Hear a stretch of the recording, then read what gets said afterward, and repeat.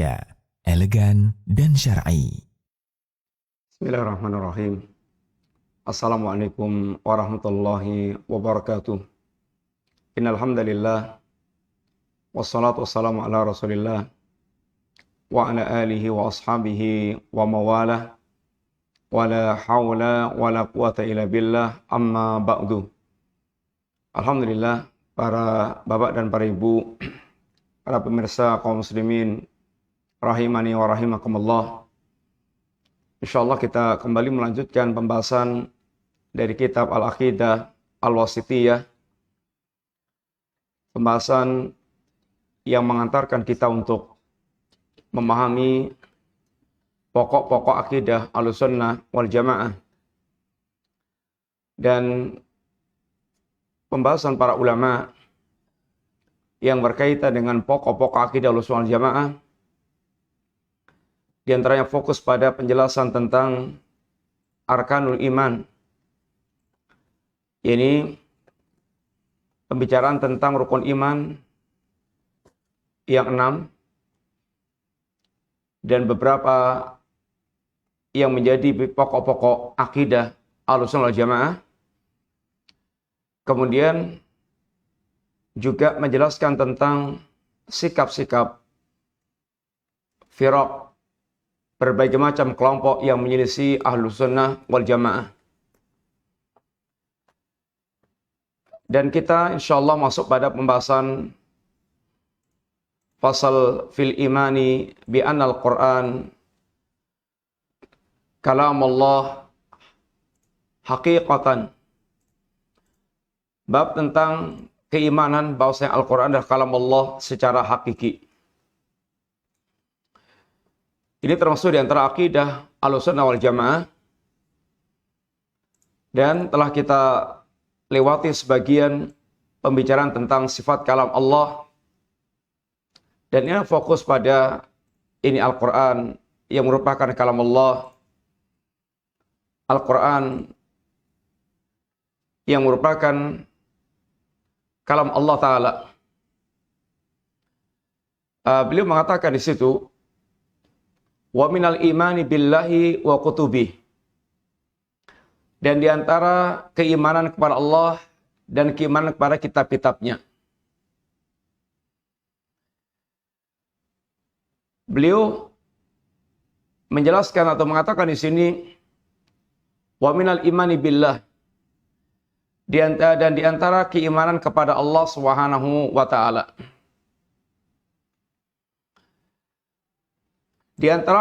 Karena di sini pembicaraan tentang Al-Quran kalam Allah itu termasuk juga bagian beriman kepada Allah Subhanahu wa Ta'ala, di mana mengimani Al-Quran kalam Allah artinya menisbatkan sifat kalam bagi Allah Subhanahu wa Ta'ala, sehingga termasuk keimanan kita kepada Allah Ta'ala adalah mengimani sifat kalam. Dan telah kita sampaikan pada pertemuan-pertemuan yang lalu, ini tentang sifat kalam yang telah kita nukilkan beberapa ayat Al-Quran. Di antaranya sebagaimana wa kallamallahu Musa takliman, Allah benar-benar bicara kepada Musa, sehingga Allah memiliki sifat kalam. Dan sifat kalam bagi Allah ditinjau dari satu sisi adalah sifat dzatiyah, di mana Allah memiliki kemampuan berbicara dari sejak zaman azali. Di satu sisi, sifat kalam bagi Allah adalah sifat fi'liyah,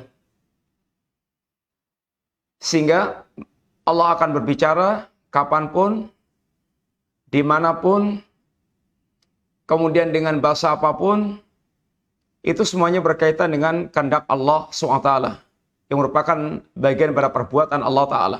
Jika Allah menghendaki, Allah akan berbicara. Kalau tidak Allah menghendaki, Allah tidak berbicara. Sehingga sifat kalam termasuk sifat dikatakan sifat fi'liyah dzatiyah. Satu sisi adalah fi'liyah, satu sisi adalah sifat dzatiyah. Dan termasuk beriman kepada kitab Allah Ta'ala. Sehingga di sini pembicaraan tentang Al-Quran kalam Allah mencakup di situ keimanan kepada Allah dan iman kepada kitab Allah Ta'ala.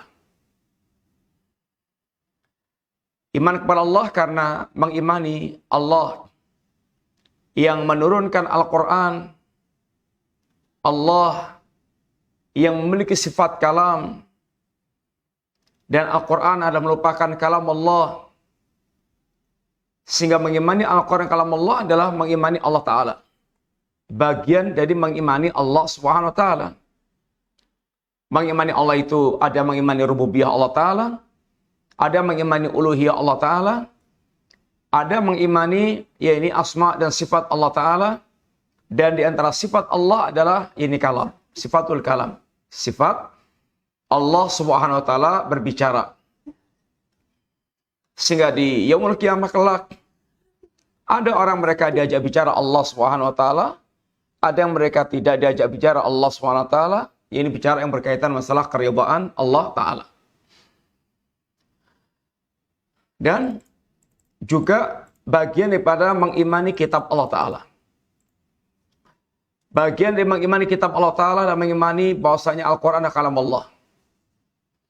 Dan semua wahyu yang Allah wahyukan kepada para nabi dan para rasul adalah kalam Allah. Sehingga Taurat kalam Allah, Injil kalam Allah, kemudian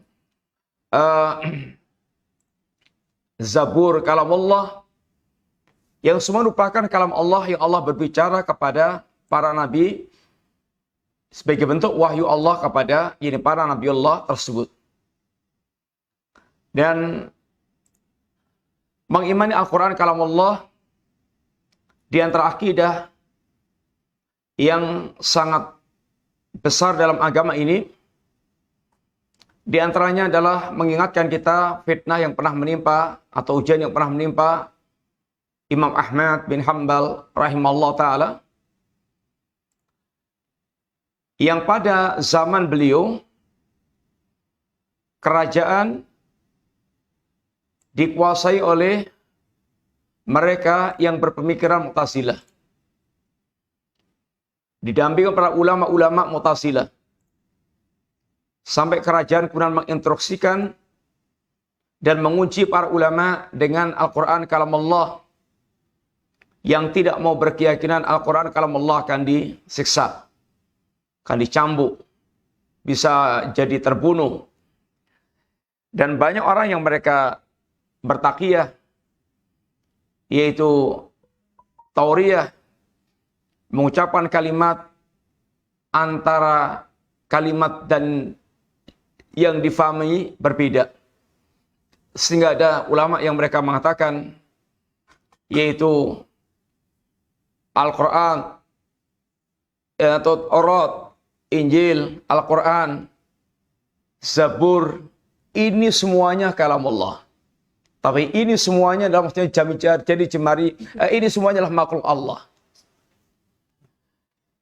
Al-Quran, Injil, Taurat, Zabur, ini semua makhluk Allah. Ini semua adalah makhluk. Tapi ini semuanya itu adalah menunjuk kepada jarinya itu. Bukan maksudnya adalah bukan Al-Quran, Injil, Taurat, Zabur, bukan itunya. Ini namanya tauriyah. Sehingga orang memahami berbeda dengan apa yang dimaksudkan oleh yang mengucapkan tersebut. Ini saking tidak kuatnya menahan siksaan atau ancaman pada zaman itu. Adapun Imam Ahmad bin Hanbal rahimahullah ta'ala, karena beliau seorang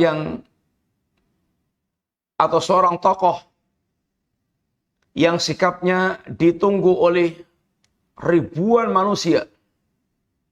Ribuan manusia. Umat menunggu sikap Imam Ahmad bin Hanbal. Maka Imam Ahmad bin Hanbal memilih bersabar dengan segala siksaan yang menimpa beliau. Sampai kemudian Allah berikan jalan keluar. Dan Imam Ahmad dipenjara, dipukul dengan siksaan yang sangat mengerikan. Itu bukan dalam waktu sepekan, 2 pekan, sebulan, 2 bulan. Ini sampai 3 generasi raja. Sampai 3 generasi raja. Atau khalifah. Yang kemudian Allah berikan jalan keluar, Imam Ahmad berakhir dengan kemuliaan, dilepas dalam keadaan mulia, setelah terjadi dialog antara Imam Ahmad dengan Ahmad bin Abi Duwad. Dan kisah Imam Ahmad dengan Ahmad bin Abi Duwad, seorang ulama Mu'tazilah, juga memberikan pelajaran kepada kita tentang bagaimana Imam Ahmad berhujah dengan salaf, dengan pemahaman salaf, untuk meruntuhkan bid'ah yang sedang dikembangkan. Di antara dialog ini Imam Ahmad dengan Ahmad bin Abi Duwad tentang Quran makhluk.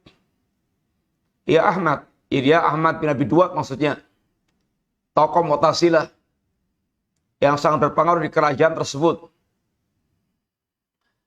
Alul bidah. Ya Ahmad, tentang Quran makhluk. Apakah Rasulullah SAW, Abu Bakar, Umar, Osman, Ali, mereka mengajak, mendakwahkan untuk berkeyakinan Quran makhluk?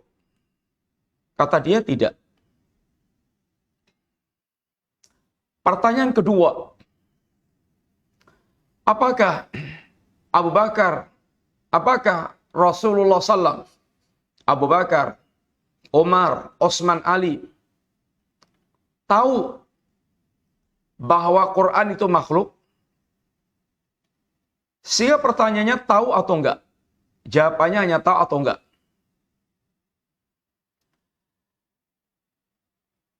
Dan ini yang merupakan titik kematian bagi ahlul bidah.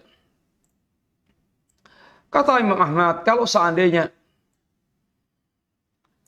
Rasulullah SAW, Abu Bakar, Umar, Osman, Ali tahu bahwa Al-Quran itu makhluk, dan ternyata mereka tidak menyuruh untuk berkeyakinan Quran makhluk dan tidak mendakwahkan Quran makhluk, maka kita lebih layak untuk tidak mendakwahkan Quran itu makhluk. Kalau jawabannya bahwa Rasulullah SAW, Abu Bakar, Umar, Osman, dan Ali tidak tahu bahwa Al-Quran itu makhluk, maka Luqa ibnu Luqa, alangkah sangat dungunya. Bagaimana tentang agama Rasulullah SAW, Abu Bakar, Umar, Osman, Ali, mereka tidak tahu, sedangkan Anda dan teman-teman Anda tahu. Ini adalah jawaban Imam Ahmad atau dialog Imam Ahmad. Bagaimana beliau mempraktekkan manhajus salaf dalam beragama. Maka kurang lebih katakan pula kepada setiap orang yang mereka mengajak Anda untuk melakukan ritual-ritual keagamaan yang tidak pernah ada contohnya dari Nabi dan para sahabat, atau untuk meyakini sebuah keyakinan yang Nabi dan para sahabat tidak pernah meyakini hal tersebut. Alangkah sangat banyaknya bid'ah-bid'ah yang ada di tengah-tengah masyarakat kita yang dianggap itu merupakan sunnah agama, sehingga orang yang mereka tidak mau melakukan bid'ah-bid'ah tersebut dianggapnya adalah mereka, yaitu meninggalkan sunnah agama. Maka tirulah Imam Ahmad. Tanyakan kepadanya 2 pertanyaan. Yang pertama, apakah Rasulullah SAW, Abu Bakar, Umar, Osman, Ali, mereka tahu bahwa itu merupakan ajaran agama, bahwa itu merupakan amalan yang diajarkan oleh agama? Apakah mereka itu Yang pertama, apakah mereka itu mengajak? Apakah Nabi Abu Bakar, Umar, Utsman, Ali mengajak umat, mengajak manusia untuk meyakini atau untuk mempraktekkan sebuah amalan tersebut? Yang kedua, apakah Nabi dan para sahabat tahu bahwa itu adalah amalan agama? Kalau jawabannya bahwasanya Nabi dan para sahabat tahu bahwa itu merupakan amalan agama dan ternyata Nabi tidak mengajaknya, maka kita layak untuk tidak mengajak. Kita lebih layak untuk tidak mengajak menyeru manusia kepada sebuah amalan tersebut. Kalau ternyata Nabi dan para sahabat nggak tahu, sedangkan Anda dan teman-teman Anda tahu, Luka ibn Luka, maka itulah hujah dalam kita beragama. Maka beliau katakan, usul sunnah indana, pokok-pokok sunnah bagi kami adalah, yaitu mengikuti jalannya para sahabat Nabi radhiyallahu anhum jami'an. At-tamassuk, berpegang teguh dengan sunnahnya para sahabat. Ini diantara perkataan Imam Ahmad, bahwasanya diantara pokok sunnah atau pokok sunnah adalah at-tamassuk, berpegang teguh dengan sunnahnya para sahabat Nabi radhiyallahu anhum jami'an.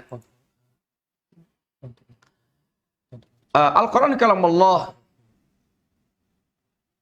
adalah satu di antara akidah Ahlussunnah wal Jamaah yang Imam Ahmad telah bersabar dengan fitnah khalqul Quran ini hingga penderitaan yang beliau telah alami sekian lama dan Allah berikan jalan keluar.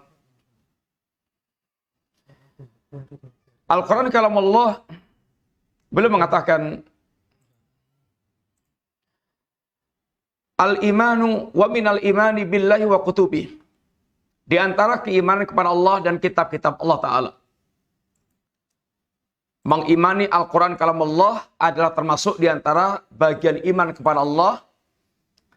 Karena karena Allah yang menurunkan Al-Quran dan juga mengimani sifat kalam bagi Allah Subhanahu wa taala. Dan juga mengimani tentang kitab itu sendiri.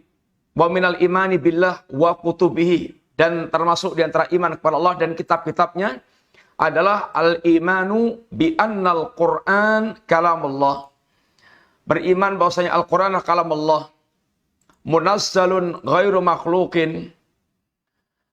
Quran itu diturunkan dan bukan makhluk. Minhu bada'a wa ilaihi ya'ud. Dari Allah Quran itu berawal dan kepada Allah yaitu Quran itu ini kembali. Para pemirsa yang rahmati Allah Subhanahu wa taala, itulah di antara yang kita katakan oleh ini Syekhul Islam Ibnu Taimiyah, bahwasanya Al-Quran ini kalamullah. Al-Quran adalah kalamullah. Di antara keimanan kita tentang Al-Quran kalamullah, di antara keimanan kita kepada Al-Quran adalah yang pertama, Al-Quran kalamullah. Yang kedua, Al-Quran telah munazzal, diturunkan. Yang ketiga, Al-Quran itu ghairu makhlukin, bukan makhluk. Yang keempat, Al-Quran itu adalah minhu bada'ah, dia Allah berawal. Yang kelima, wa ilaihi ya'ud, dan Al-Quran akan kembali kepada Allah Subhanahu wa taala. Adapun al-iman bi anna Al-Quran kalamullah, adapun iman bahwasanya Al-Quran adalah kalamullah, ini sebagaimana Allah sebutkan dalam ayat bahwa Al-Quran kalamullah, Allah sendiri yang menamainya. Allah sendiri yang menamainya.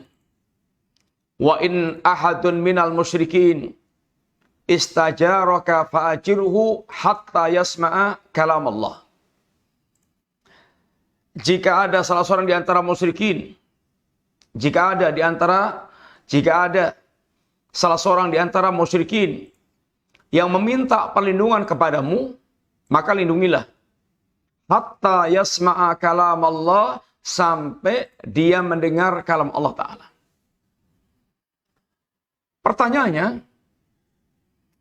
orang musyrik yang mereka kemudian dilindungi oleh kaum muslimin, sampai mereka mendengar kalam Allah, apakah mereka mendengar kalam Allah itu dari Allah Ta'ala?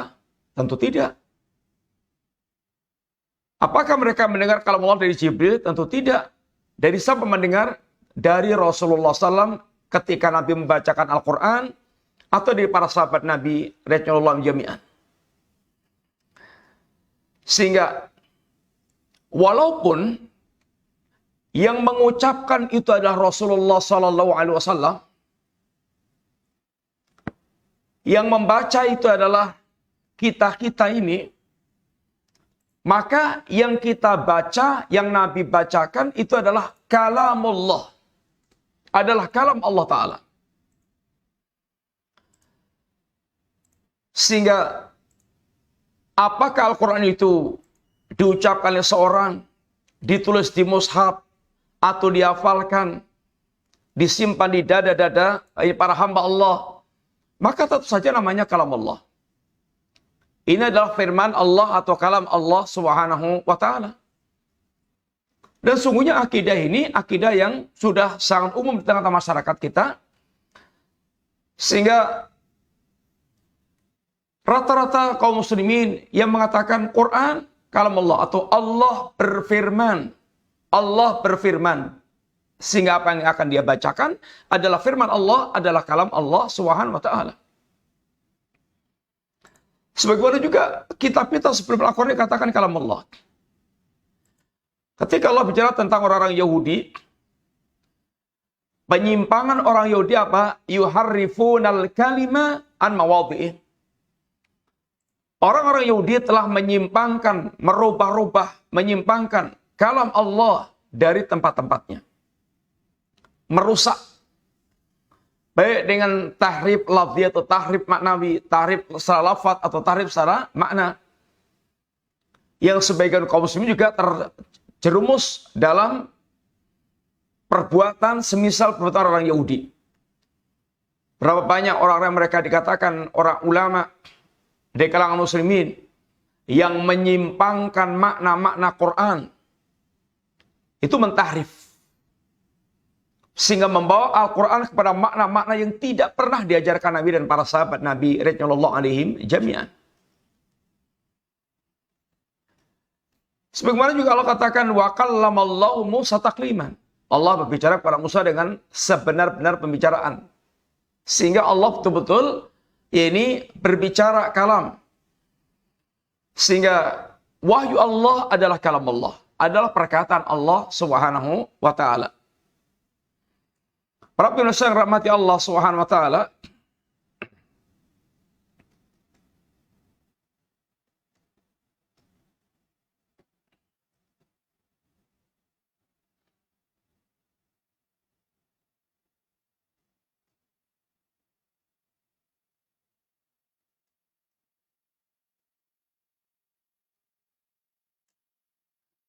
berkaitan dengan Al-Quran kalam Allah,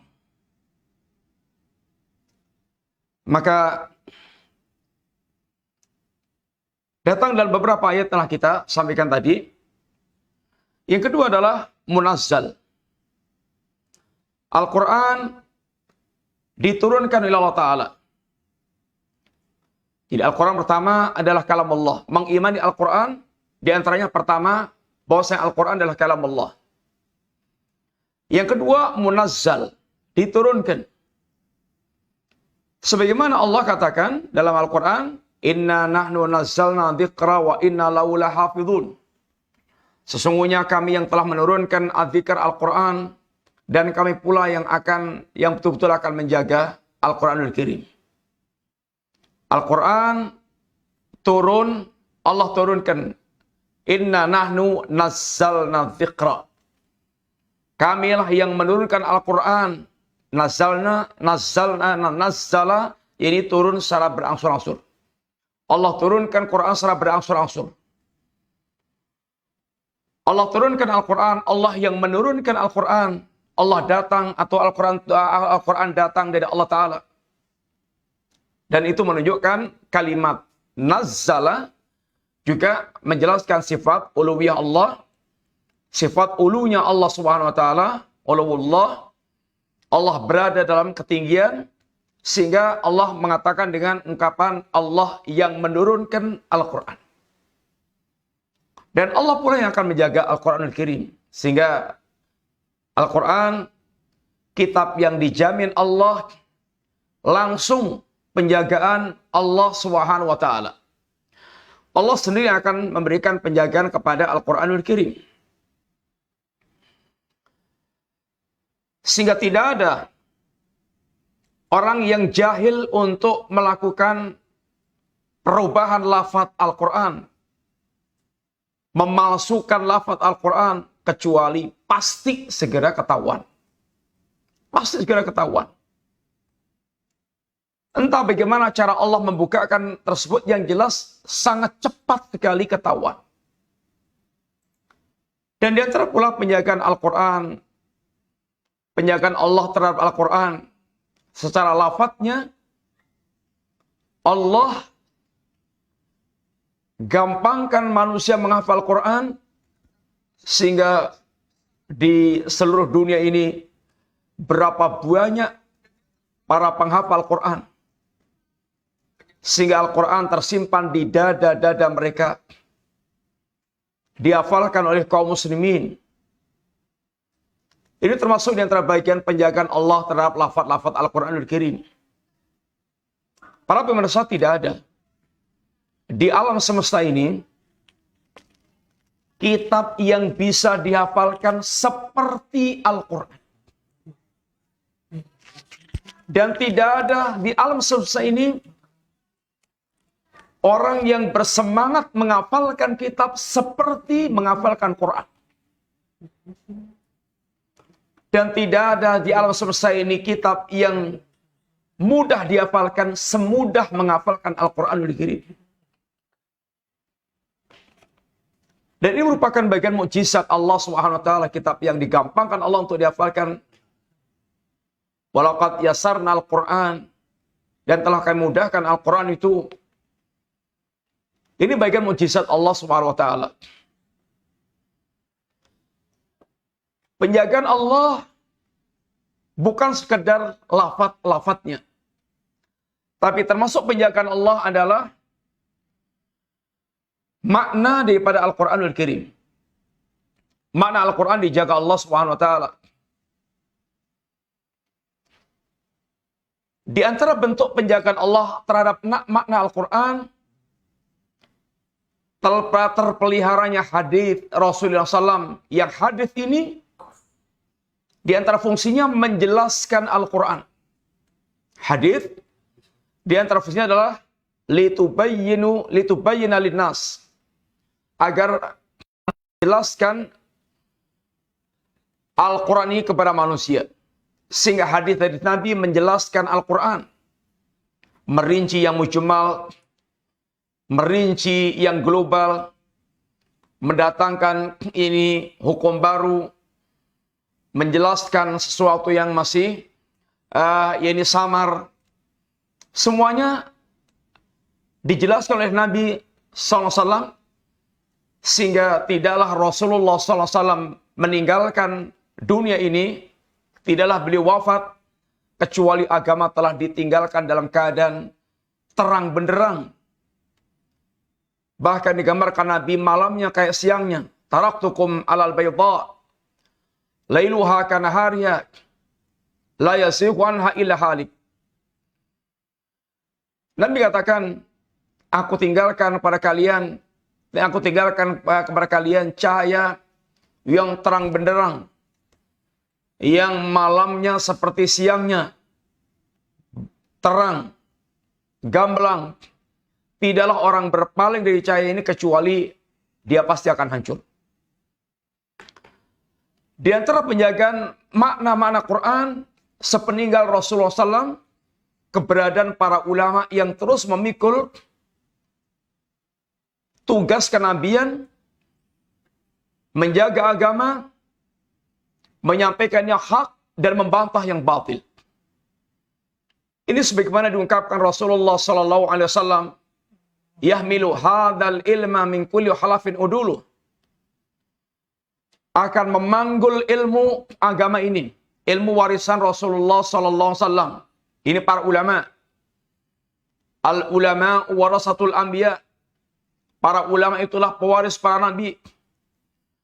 Yahmilu hadzal ilma, akan memanggul, akan membawa, mengemban ilmu ini min kulli khalafin, dari setiap zaman, setiap masa, uduluh, orang-orang adilnya. Ini para ulama yang dikenal dengan keadilannya, ketakwaannya, kewaraannya. Yanfuna anhu tahrifal ghalin wa intihal mubtilin wa ta'wilal jahilin.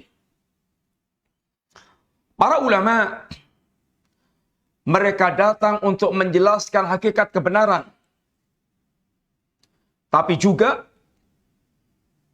kehadiran para ulama yanfuna anhu, membereskan, menolak dari agama ini tahrifal ghalin, penyimpangannya orang-orang yang hulu. Penyimpangannya orang-orang yang hulu. Di antara jalan merusak agama atau di antara perusak agama adalah orang mereka bersikap ekstrim, hulu, berlebih-lebihan, sehingga keluar dari batas sunnah yang diajarkan Rasulullah sallallahu alaihi wasallam. Wantihalal mubtilin, dan membongkar kepalsuannya ahlul batil. Berapa banyak ahlul batil yang ingin memalsukan, membuat riwayat-riwayat palsu. Lihatlah para ulama bagaimana mereka telah berjihad dalam hidup mereka memisahkan riwayat yang sahih dan dhaif. Dan ini bukan pekerjaan yang enteng. Ini pekerjaan yang super berat. Sehingga terpisahkan riwayat-riwayat yang sahih dan dhaif. Dan tidak ada ilmu tentang sanad ini kecuali hanya dalam Islam. Setiap orang mengatakan qala Rasulullah sallallahu alaihi wasallam, maka bisa mendatangkan sanadnya. Dan itulah yang diuji oleh para ulama. Datangkan sanad kamu. Datangkan para perawi kamu. Sebutkan sanadnya. Sehingga kata para ulama kita, laulal isnad laqala nas sya'a ma sya'a.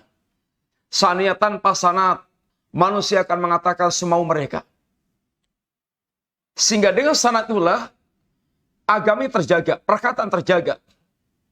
Cari di dunia ini perkataan yang mereka menggunakan sanad. Tidak ada kecuali hadis Nabi sallallahu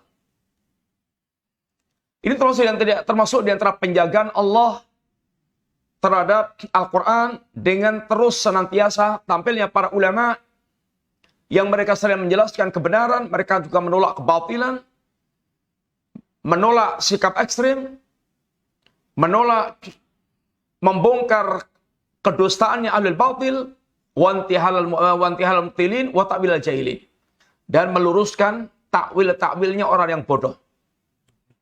Menolak dan meluruskan takwilnya orang bodoh. Di antara rusaknya agama ini pula datang dari orang bodoh. Para ruwaibidah, orang-orang mereka ini berbicara agama padahal mereka bodoh tentang agama. Dan mereka tidak merujuk kepada para ulama-ulama salaf. Allah yang menurunkan Al-Quran dan Allah yang menjaga Al-Quranul Karim. Di sini Allah dikatakan munazzal. Inna nahnu nazzalna. Sehingga Quran adalah diturunkan. Ini diturunkan dari Allah. Al-Quran turun dari sisi Allah SWT. Allah turunkan Quran mirab bisamawati wal ardi. Allah turunkan Al-Quran dari sisi Allah. Ini pencipta langit dan bumi. Lihatlah diantaranya umpamanya Allah katakan dalam surat ini Thaha, ma anzalna 'alaikal qur'ana litashqa illa tadhkiratan liman yakhsha tanzilan mimman khalaqal arda was samawati ula. Taha, tidaklah kami turunkan kepada engkau Al-Quran litashqa. Quran itu turun bukan untuk mencelakakan kamu. Bahkan Quran itu illa tazkiratan liman yakhsha, tazkirah peringatan bagi orang yang takut. Sehingga dia terjaga dengan Quran tersebut, tetap lurus, selamat sampai tujuan. Karena kita ini adalah orang yang sedang berjalan. Kita ini orang-orang yang sedang mengadakan perjalanan. Untuk selamat sampai tujuan itu membutuhkan panduan. Maka orang-orang mereka tidak memiliki panduan hidup, dia akan binasa, dia akan celaka, dia akan keblondrok-blondrok, dia akan masuk jurang, dia akan sengsara. Sehingga kehadiran Quran bukan dalam rangka mencelakakan. Semua produk, kalau kita bicara tentang produk dunia, semua produk itu ada buku panduannya. Ketika Toyota mengeluarkan produk-produknya, maka ada buku panduannya, buku panduan perawatannya. Kalau pengen mobil itu senantiasa enak, bagus, awet, ya dirawat. Mengikuti panduan yang telah dibawakannya.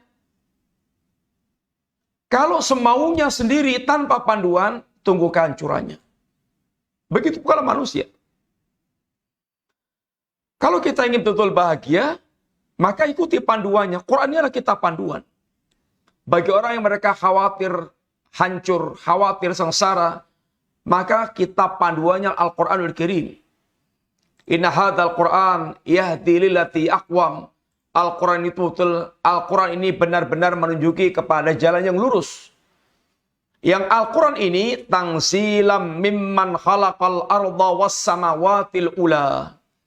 Al-Quran ini turun dari zat yang menciptakan bumi dan menciptakan langit yang tinggi. Turun dari Allah Ar-Rahman alal arsy istawa, yang istiwa di atas arsy. Allah turunkan Al-Quran. Sehingga Al-Quran bukan datang dari profesor, bukan datang dari pemikir, bukan datang dari orang-orang yang mereka berkumpul untuk mewujudkan Al-Quran, sama sekali tidak. Sebagaimana beliau katakan, syahrul Ramadan alladzi unzila fil Quran hudal linnas wa bayyinatin minal huda wal furqan. Bulan Ramadan, syahrul Ramadan alladzi unzila fil Quran. Bulan Ramadan adalah bulan yang di dalamnya Allah turunkan padanya Al-Quran. Yang menjadi petunjuk bagi manusia dan penjelasannya serta menjadi furqan pemisah. Kemudian, ghairu makhlukin. Yang Al-Quran ini bukan makhluk. Ghairu makhlukin. Al-Quran ini bukan makhluk. Tetapi Al-Quran adalah kalamullah. Allah Subhanahu wa taala membedakan antara makhluk dengan amrullah. Ala lahul khalq wal amru. Ini dalilnya di antaranya. Ketahuilah, lahu bagi Allah al khalqu penciptaan, wal amru dan amr perintah. Milik Allah lah al khalqu wal amru. Dan Al-Quran adalah min amrillah. Al-Quran minal amri. Dalilnya apa? Wa kadzalika auhayna ilaika ruhan min amrina. Demikianlah kami wahyukan kepada engkau ya Muhammad ya Rasulullah SAW, ruhan min amrina, ruh dari sisi kami. Allah katakan wa kadzalika auhayna, demikianlah kami wahyukan. Yang Allah wahyukan kepada Nabi adalah Al-Quranul Karim. Dan Al-Quran itu ruh. Allah menamai Quran dengan beberapa nama. Ruh, nur, alma diantaranya. Al-Quran dikatakan ar-ruh, sebagaimana ruh yang akan memberikan kehidupan jasad. Maka Al-Quran ruh yang akan memberikan kehidupan hati. Orang yang hatinya tidak bersama Quran dan tidak hidup dengan Al-Quran adalah hati yang mati. Hati yang tidak memiliki kehidupan. Dan tanda kehidupan hati adalah hati yang menyambut seruan Allah Subhanahu wa taala dan Rasul-Nya. Ya ayyuhalladzina amanu stajibu lillahi wa lirasulihi idza da'akum lima yuhyikum. Wahai orang-orang yang beriman, sambutlah seruan Allah, sambutlah seruan Rasulullah SAW jika keduanya menyeru kalian, yang dalam menyambut seruan Allah dan Rasul-Nya sesuatu yang akan memberikan kehidupan bagi jiwa kalian. Hanya hati yang hidup yang menyambut seruan Allah dan Rasul-Nya, dan menyambut seruan Allah dan Rasul-Nya itu akan memberikan kehidupan yang semakin sempurna bagi hati manusia. Min amrina, Al-Quran yang Allah turunkan kepada Nabi, Allah wahyukan kepada Nabi, yang menjadi ruh, itulah min amrina, dari amr Allah Ta'ala. Sehingga Al-Quran adalah min amrillah, bukan khalqullah, bukan makhluknya Allah Subhanahu wa taala. Kalau Al-Quran itu adalah makhluk, maka kita telah diajarkan syirik oleh Nabi. Nabi mengajarkan doa, kalau kita menempati suatu tempat yang baru, atau kita singgah di suatu tempat, di antara doa yang Nabi ajarkan bagaimana? A'udzu bi kalimatillahi tammah min syarri ma khalaq. Aku berlindung bi kalimatillahi tammah, dengan kalimat Allah yang sempurna dari segala kejahatan makhluk. Kalau kalimat Allah itu adalah makhluk, berarti kita diajarkan Nabi berlindung kepada makhluk, dan itu kesyirikan. Aku berlindung kepada makhluk, kalimat Allah makhluk, berarti kita diajarkan kesyirikan, dan Nabi tidak mungkin mengajarkan kesyirikan. Kalimat Allah nisbat kepada Allah pemilik, yaitu kalimat berlindung kepada Allah pemilik kalimat yang sempurna. Karena kalam adalah merupakan sifat Allah, dan sifat kembali kepada mausuf yang disifatkan. Intinya bahwasanya Al-Quran adalah bukan makhluk. Sebagaimana telah ini dijelaskan Allah dalam ayat dan Nabi dalam hadits Rasulullah SAW. Minhu bada'a. Dari Allah lah Al-Quran itu berasal. Al-Quran itu awal mulanya bukan dari Jibril, bukan dari Rasulullah SAW, tapi Al-Quran ini berawal dari Allah Ta'ala. Umpamanya negeri kita ini, berkata presiden, yang membawakan perkataan ini gubernur, bupati, kemudian camat, lurah, tetap itu perkataan presiden. Karena memang perkataan ini awalnya berawal dari presiden. Sebagaimana Al-Quran ini dibawa oleh Jibril, disampaikan kepada Rasulullah SAW, oleh Nabi disampaikan kepada kita kaum muslimin, kepada manusia, dibacakan pada manusia.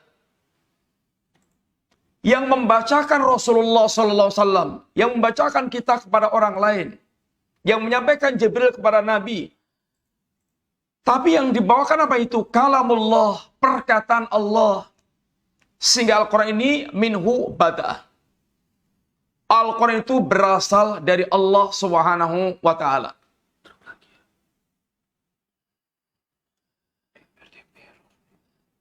Sehingga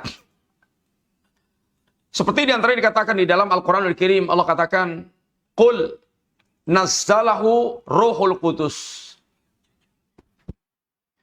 min rabbika bil haqqi liyuthabbital ladina amanu wa hudan wa busra lil muslimin. Katakanlah, nazzalahu ruhul qudus min rabbik. Ruhul Qudus, yaitu Jibril. Ruhul Qudus Jibril. Jibril ini menurunkan Al-Quran min rabbik, dari Rabbmu. Bil haqqi, dengan sesungguhnya. Apa yang dibaca Jibril adalah kalamullah, dan itu adalah perkara yang hak, perkara yang benar. Bil haq, untuk apa? Liyutsabbita alladzina amanu, yang dengan keberadaan Al-Quran ini untuk meneguhkan hatinya orang-orang yang beriman. Kalau hati Anda pengen teguh, pengen kokoh, tidak gampang goyang, tidak gampang goncang, banyak-banyaklah berinteraksi dengan Al-Quran,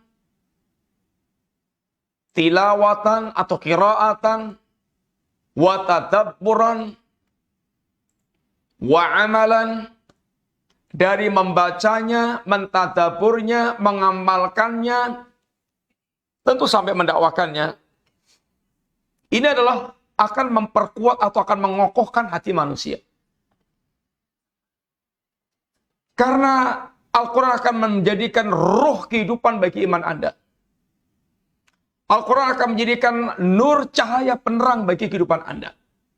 Karena Al-Quran akan menjadikan ini air yang menyirami tanaman iman Anda. Segar, bugar. Sehingga hatinya akan menjadi hati yang sabat, yang kokoh di atas al-haq. Tapi telah kekokohan dengan Quran hanya akan didapatkan orang yang beriman. Orang kafir ada, yang mereka belajar Quran ada. Tapi Quran sekedar untuk ini untuk ilmu. Quran sebagai ilmu. Banyak orientalis yang pakar Quran banyak.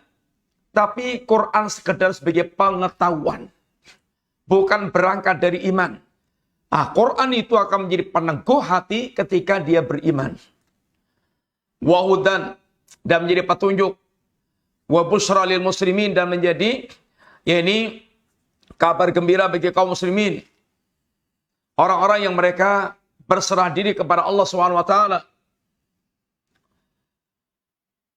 Ini Quran. Apabila ingin Anda hidupnya lurus, ikutilah Quran. Inna hadzal Qur'ana yahdi lillati hiya aqwam. Sesungguhnya Al-Quran ini benar-benar menunjukkan kepada jalan yang lurus. Dan menjadi kabar gembira bagi orang-orang yang mereka itu taat, tunduk, patuh, bertauhid kepada Allah, mentaati perintah Allah, menegakkan akidah mereka. Quran menjadi kabar gembira buat mereka.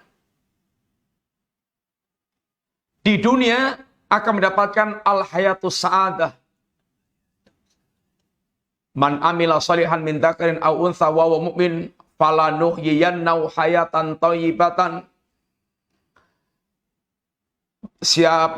Barang siapa beramal saleh, baik itu laki-laki maupun perempuan, dan dia itu mukmin, benar-benar Allah akan hidupkan dia dengan kehidupan yang thayyibah, kehidupan yang bahagia. Al-hayatu thayyibah, kehidupan yang bahagia, ada kehidupan orang-orang yang mereka di dunia merasakan surga dunia karena hatinya mengenal Allah dan mereka mengenal jalannya hak. Di akhirat, busyrakumul yawma jannatun tajri min tahtihal anhar. Kabar gembira buat kalian hari ini adalah ini surga yang mengalir bawahnya sungai-sungai. Jannatul dunya dan jannatul akhirah. Di sini Al-Quran ini berasal dari Allah, minhu bada'a. Sehingga disampaikan Jibril, disampaikan Rasulullah SAW. Maka semuanya ini penyampai, tapi asal muasalnya kalam Quran itu, Quran adalah kalam Allah, datangnya dari Allah Ta'ala. Wa innahu latanzilu rabbil alamin. Nasala birruhul amin. Dan sungguhnya Al-Quran itu benar-benar turun dari Rabbul Alamin, dari Allah Subhanahu wa taala Rabbul Alamin. Nazala bi Ruhul Amin, lalu Ar-Ruhul Amin yaitu malaikat Jibril turun membawa Al-Qur'an untuk disampaikan kepada Rasulullah sallallahu. Qul nazala Ruhul Qudus min Rabbik. Katakanlah Ruhul Qudus Jibril membawa Al-Qur'an, menurunkan Al-Qur'an turun min Rabbik dari Allah Subhanahu wa taala. Tanzilul kitab minallahil azizil hakim. Turunnya kitab ini dari Allah Al-Azizil Hakim, zat yang Maha Perkasa lagi Maha, ini bijaksana. Sehingga Al-Qur'an dari Allah, bukan buatan Muhammad, bukan buatan Jibril. Betul-betul dari Allah Subhanahu wa taala. Wa ilaihi ya'ud. Dan kepada Allah Quran itu akan ini kembali. Quran akan diangkat. Quran akan diangkat. Sampai tidak ada lagi Quran di tengah-tengah kehidupan kita ini. Akan diambil lagi oleh Allah Ta'ala. Diangkat Allah Ta'ala. Dalam sebuah hadis Nabi mengatakan, hadis yang disahihkan oleh Syekh Al-Albani, wala yusra ala kitabillahi azza wajal fi lailatin fala yabqa fil ardi minhu ayatun. Dan benar-benar akan diangkat itu kitab Allah pada suatu malam, lalu tidak tersisa satu ayat pun di bumi ini.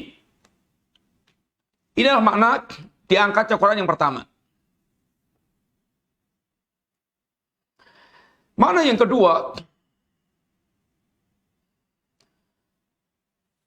ini wa ilaihi ya'ud, bahwa pensifatan Quran kalam Allah ini kembalinya kepada Allah Ta'ala.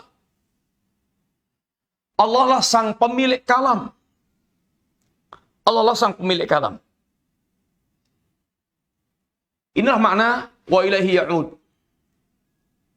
Akhwati billah. Kemudian beliau mengatakan selanjutnya, wa annallaha takallama bi haqiqatan. Dan sungguhnya Allah Subhanahu wa taala berbicara dengan Quran itu haqiqatan. Berbicara dengan hakiki. Benar-benar Allah berbicara. Benar-benar Allah berbicara. Dengan suara, dengan huruf yang bisa ditangkap. Adapun kemudian kita membayangkan bagaimana Allah berbicara, apakah Allah dengan lidah, dengan bibir, dengan pita suara. Ini tidak boleh kita bayangkan. Laisa kamitslihi syai', Allah tidak serupa dengan apapun. Dan tidak setiap yang berbicara itu seperti yang kita bayangkan, punya lidah, punya bibir, punya pita suara. Batu saja bisa bicara. Batu yang mengucapkan salam pada Nabi, mana lidahnya, mana bibirnya, mana pita suaranya. Makanan sambil bertasbih, ketika dimakan para sahabat makanan bertasbih. Makan bertasbih. Pohon korma merintih, menangis. Sehingga dipeluk oleh Nabi. Itu makhluk. Yang bisa berbicara, tetapi kita tidak melihat ada lidah, ada bibir, ada pita suara. Sehingga jangan bayangkan, ini dengan Anda, Allah telah tegaskan, laisa kamitslihi syai'. Allah tidak serupa dengan apapun, sehingga apapun yang Anda bayangkan tentang Allah, maka akan keliru. Tentang kaifiatnya, bagaimana pembicaraan Allah SWT, kita kembalikan kepada Allah SWT. Inilah yang terakidah Ahlussunnah wal Jamaah. Tentang Al-Quranul Karim, dan beliau mengatakan selanjutnya, wa anna hadzal Qur'an alladzi unzila ala Muhammadin sallallahu alaihi wasallam huwa kalamullah haqiqatan la kalamu ghairihi. Sesungguhnya Al-Quran ini yang diturunkan kepada Rasulullah SAW betul-betul kalam Allah haqiqah. Betul-betul kalam Allah yang hakiki. Bukan kalam selain Allah, bukan kalam Jibril, bukan kalam Muhammad, bukan kalam siapa-siapa. Tapi kalam Allah, Jibril membawakan ayat Allah. Jibril membawakan Quran.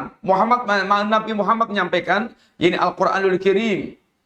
Sehingga bukan, ini kalam siapa-siapa. Sehingga Allah katakan, innahu laqaulu rasulin karim, wa ma huwa biqaulin syair qalilan ma tu'minun. Sungguhnya benar-benar Al-Quran itu adalah ini perkataan Rasulin Karim, utusan kami yang sangat mulia. Itu membawa dari Allah, disampaikan Jibril kepada Rasulullah SAW.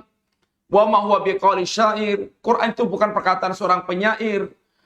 Betul-betul perkataan Allah SWT. Siapapun yang menyampaikan, mereka menyampaikan kalam Allah. Dan tetap statusnya adalah kalam Allah. Jibril menyampaikan kalam Allah, Nabi menyampaikan kalam Allah, dan Allah betul-betul berbicara dengan hakiki. Wala yajuzu itlaqul qawli bi annahu hikayatun an kalamillah au ibaratun. Dan tidak boleh dimutlakan perkataan sesungguhnya Al-Quran adalah hikayat atau ungkapan dari kalam Allah. Ini akidahnya Maturidiyah, akidahnya Asy'ariyah, bahwasanya Al-Quran ini bukan kalam Allah, tapi adalah ibarat, adalah ungkapan Jibril tentang kalam Allah. Ini adalah perkataan yang batil, yang menyelisih akidah Ahlussunnah wal Jamaah. Bal idza qara'ahu an-nasu aw katabuhu fil masahib lam yakhruj bidzalika an ayyakuna kalam Allah taala haqiqatan. Bahkan apabila manusia membaca Quran atau manusia menulis di mushaf-mushaf, maka tidak keluar dari Al-Quran tetap kalam Allah hakiki. Yang ditulis adalah kalam Allah. Kemudian yang dibaca adalah kalam Allah. Walaupun dia tulis di kertas, itu yang ditulis kalam Allah. Dia ucapkan, dihafalkan, itulah kalam Allah.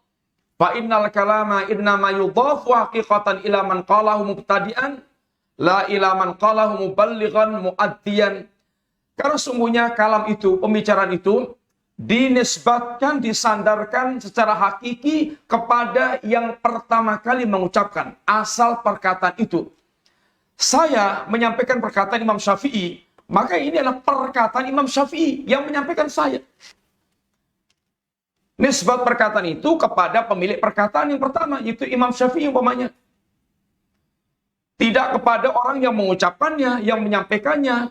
Bukan kepada orang yang menyampaikannya.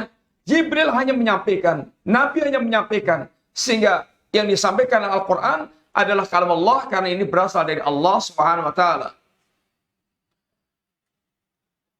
Wa huwa kalamullah. Al-Quran adalah kalam Allah. Hurufuhu wa ma'anihi. Huruf-hurufnya dan makna-maknanya. Ini semuanya adalah kalam Allah. Al-Quran adalah kalam Allah. Walaysa kalamullah al-huruf dunal ma'ani. Dan bukan kalam Allah, yakni huruf yang tanpa makna. Huruf-huruf yang Allah sampaikan memiliki makna. Jelas maknanya itu. Bagaimana ini bicara tanpa yakni makna? Inilah diantara ini akidah Ahlussunnah wal Jamaah berkaitan dengan Al-Quranul Karim.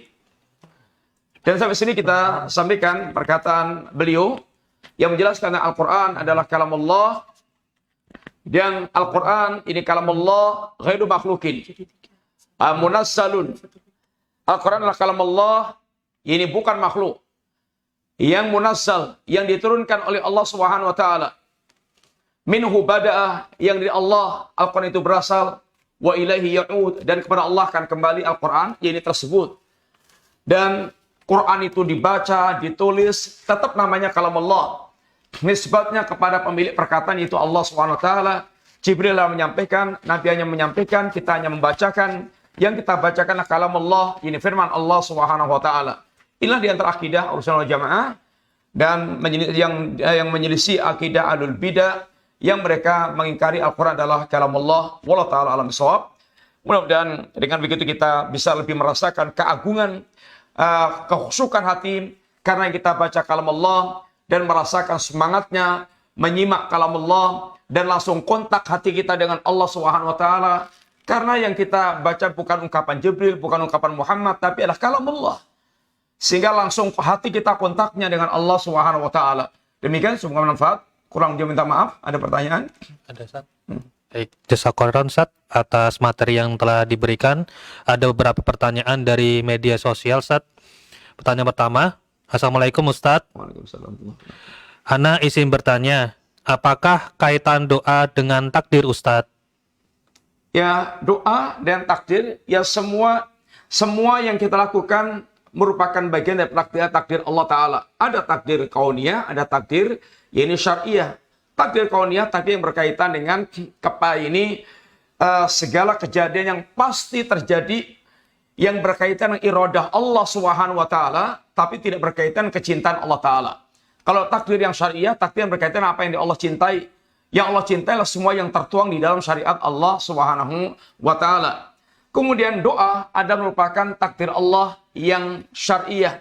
Takdir Allah yang disyariatkan Allah Ta'ala agar kita berdoa kepada Allah Subhanahu wa taala.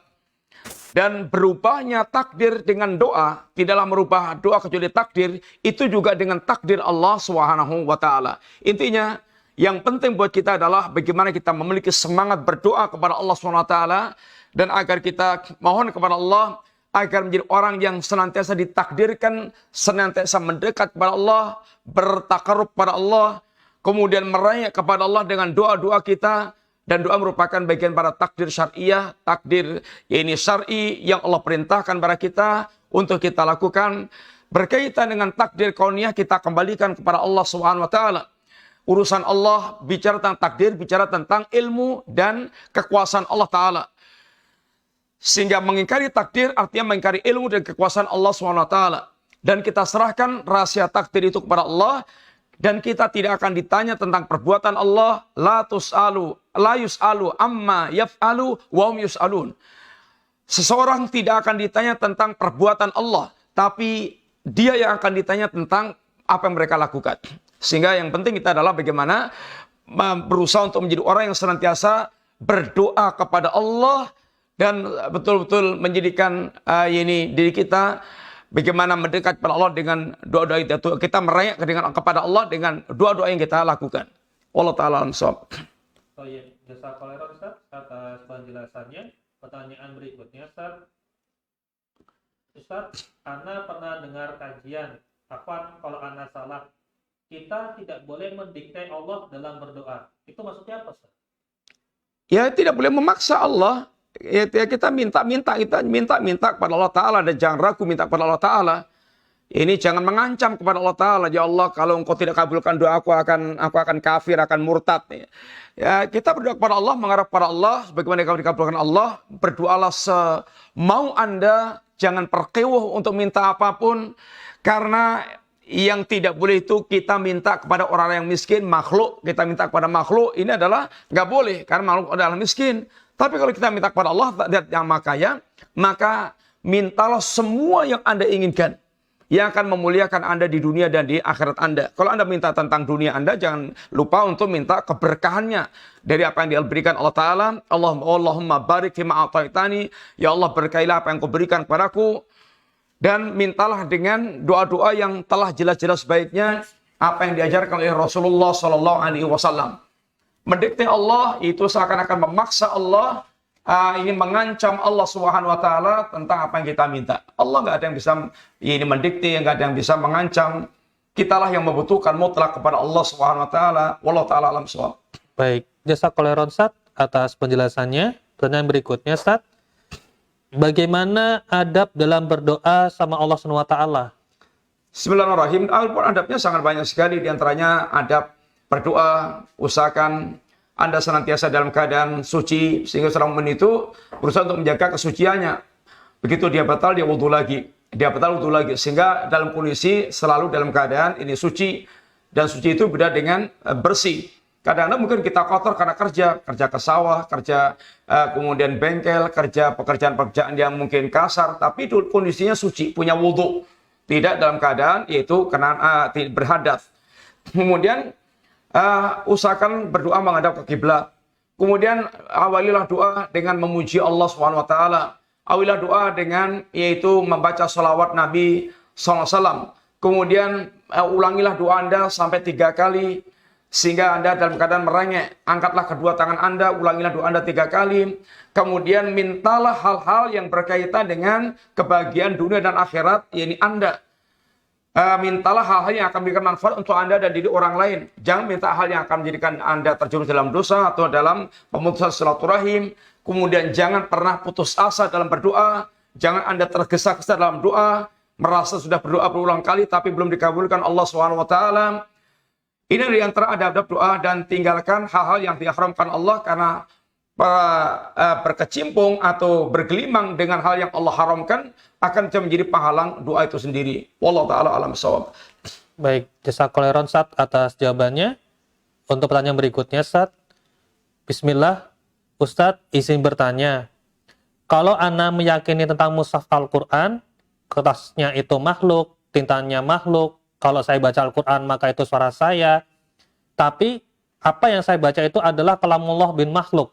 Apa yang ana yakin ini sudah benar atau ada yang salah Ustaz? Kalamullah bukan makhluk. Gimana tadi? Adalah kalamullah bin makhluk itu. Bin makhluk. Nih. Bukan itu mungkin. Bukan makhluk. Bin gimana? Apa yang ana yakin ini sudah benar atau ada yang salah Ustaz? Ya, adapun kertas jelas itu adalah makhluk, tinta adalah makhluk, suara kita adalah makhluk, yang kita baca adalah kalamullah. Ini yang pernah menjadi fitnah di zaman di zaman para imam atau para ulama.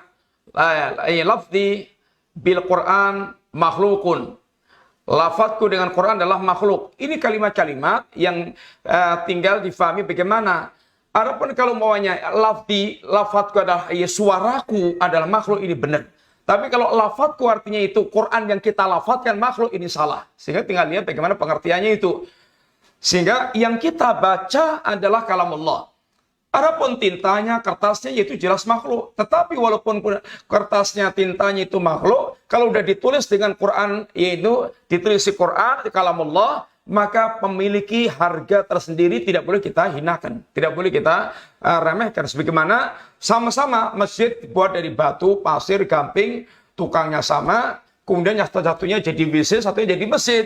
Perlakuannya antara masjid dan WC berbeda. Karena yang satu menjadi masjid, ini Baitullah, satu menjadi WC, tempat yang ini kotor. Maka perlakuannya berbeda. Demikian pula, walaupun sama-sama dari kertas, satunya untuk nulis Quran, satunya untuk menulis Quran, maka antara mushaf Quran dengan Quran ini berbeda perlakuannya. Wallahu ta'ala shawab. Baik, jazakallahu khairan Ustaz atas jawabannya. Pertanyaan berikutnya Ustaz. Ustaz, bolehkah kita menjual mushaf Al-Quran atau buku agama lainnya? Jika diperbolehkan, bagaimana dengan ayat, janganlah kalian menjual ayat-ayatku dengan harga yang sedikit? Ya, boleh menjual mushaf Quran, ya boleh. Karena masalahnya adalah jual beli berkaitan dengan urusan, yaitu tersebarnya mushaf untuk dibaca, dan Anda punya modal, yaitu mencetak dengan modal, itu di perdagangan. Adapun maksudnya ayat, yani wayastaronahu bi ayat kita wastaronahu thamanan qalilan, mereka menjual ayat Allah dengan harga yang murah, yaitu mengorbankan agama, mengorbankan iman dengan atau menghancurkan ayat Allah, agama Allah, atau menjual fatwa untuk mendapatkan dunia, mendapatkan jabatan, mendapatkan kedudukan, mendapatkan harta, mendapatkan pujian, mendapatkan masa, kemudian menghancurkan agama. Ulama berfatwa yang haram menjadi halal karena pertimbangan harta, pertimbangan jabatan, pertimbangan politik dan semisalnya. Ini namanya menjual agama untuk mendapatkan kekuasaan dia.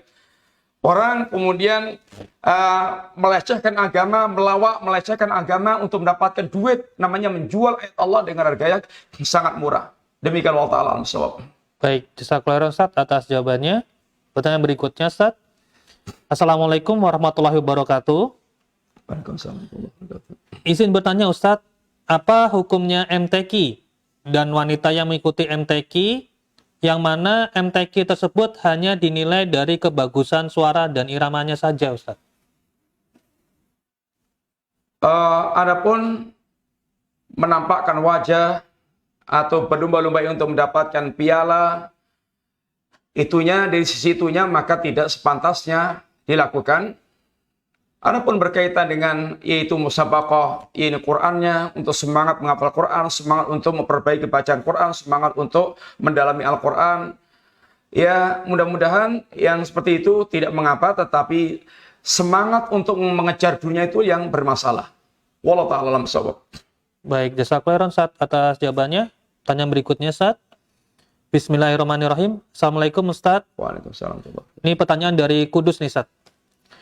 Bagaimana hukum sholat di belakang imam yang diketahui imam tersebut pelopor kesyirikan, seperti mengajak masyarakat untuk buat tumpang dan arak-arakan dalam acara haul, serta berdoa di kuburan dengan membawa ayam sembelihan di kuburan tersebut. Ya, kalau sudah perbuatan itu syirik yang nyata-nyata syirik, yang betul-betul syirik, jelas gamblang syiriknya itu, ya jangan.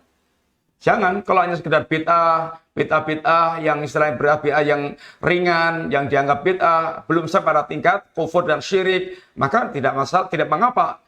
Tetapi kalau sudah nyata-nyata perbuatan syirik, yang nyata-nyata ada perbuatan syirik, maka jangan berimam atau jangan bermakmum dengan imam yang seperti itu. Wallahu a'lam bishawab. Baik, jazakallahu Ustaz atas jawabannya. Pertanyaan berikutnya Ustaz dari YouTube Ustaz. Assalamualaikum Ustaz. Waalaikumsalam. Apa faedahnya meyakini Al-Quran adalah makhluk bagi kaum Mu'tazilah?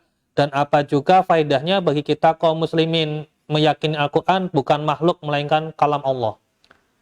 Ya, madaratnya mengimani Quran adalah makhluk, ya berarti dia tidak ada makhluk sebagai makhluk yang lainnya akan hancur, akan rusak, kemudian dia terpisah dari Allah SWT. Sedangkan Al-Quran adalah kalamullah, perkataan Allah SWT. Inilah penyimpangan dan merupakan tahrif, pengingkaran terhadap sifat kalam bagi Allah Ta'ala. Inilah pengingkaran terhadap sifat Allah Ta'ala. Mengatakan Quran makhluk itu artinya mengingkari sifat Allah SWT. Karena kalam itulah kembali kepada mausuf, sifat kepada mausuf, sifat itu kembali kepada yang disifati, dan bicara adalah merupakan sifat, sehingga kembalinya kepada yang punya pembicaraan. Pertama kali orang yang mengatakan Quran makhluk itu adalah mengingkari sifat kalam bagi Allah Ta'ala. Memang Mu'tazilah ada mengingkari sifat-sifat Allah Ta'ala. Dan mengingkari sifat Allah adalah kekafiran. Belum nanti dampaknya kepada ini yang lainnya. Contohnya sekarang Anda baca Quran makhluk. Di mana rasa pengagungan Anda yaitu membaca Quran antara Anda membaca kalam Allah dengan makhluk? Tentu beda kalau kita meyakini Quran adalah kalam Allah. Kita membaca dengan penuh penghormatan, pengagungan. Kemudian kita sangat bertabaruk dengan bacaan Quran kita. Kalau Quran makhluk, ya sama satu dengan makhluk-makhluk yang lainnya. Nggak akan ada nilai pengagungannya tersebut. Wallahu ta'ala alam bishawab. Baik, jazakallahu khairan Ustaz atas jawabannya. Insya Allah pertanyaan terakhir Ustaz dari Facebook. Assalamualaikum warahmatullahi wabarakatuh. Waalaikumsalam warahmatullahi wabarakatuh. Bismillah, Ustaz. Bagaimana kalau ada orang tidak percaya bahwa Al-Quran itu kalamullah? Apakah itu bisa membatalkan Islamnya? Iya, Imam Ahmad mengatakan, barang siapa mengatakan Quran makhluk adalah dia kafir. Tapi ini perkataan lepas. Prakteknya, kalau sudah orang per orang, tidak bisa begitu. Sang khalifah itu adalah penganut keyakinan Quran makhluk yang memenjarakan Imam Ahmad, menyiksa Imam Ahmad. Tapi Imam Ahmad tetap mengucapkan salam pada sang khalifah, mau kemudian juga yaitu memanggilnya dengan Amirul Mukminin, artinya tidak mengkafirkan begitu saja. Karena orang terjatuh dalam kekafir seperti itu bisa karena bodoh, bisa karena takwil, sehingga perlu adanya iqamatul hujjah. Sehingga untuk mengkafirkan person pelaku amaliyah atau keyakinan kekafiran itu membutuhkan iqamatul hujjah. Sehingga terpenuhi syarat untuk dikafirkan dan hilangnya mawani penghalang-penghalang untuk dikafirkan. Beda antara berbicara lepas dengan kasus person, itu berbeda. Ini perlu diperhatikan baik-baik supaya tidak salah. Sehingga sebelum kita bicara tentang masalah bid'ah, masalah kekafiran, tidak berarti kita mengatakan, menjelaskan tentang perbuatan menjadikan orang murtad dari Islam, pelakunya serta-merta langsung bisa dikatakan murtad. Harus ada penelitian, dia ini melakukan seperti itu dengan sebab apa. Ada iqamatul hujjah. Wallahu a'lam bishawab. Cukup Ustaz. Demikian, ya sekalian kita berikan sekian, mudah-mudahan manfaat. Insyaallah kita lanjutkan masa akan datang bismillah. Wassallallahu ala nabiyyina Muhammadin wa ala alihi wasallam. Assalamualaikum warahmatullahi wabarakatuh. Waalaikumsalam.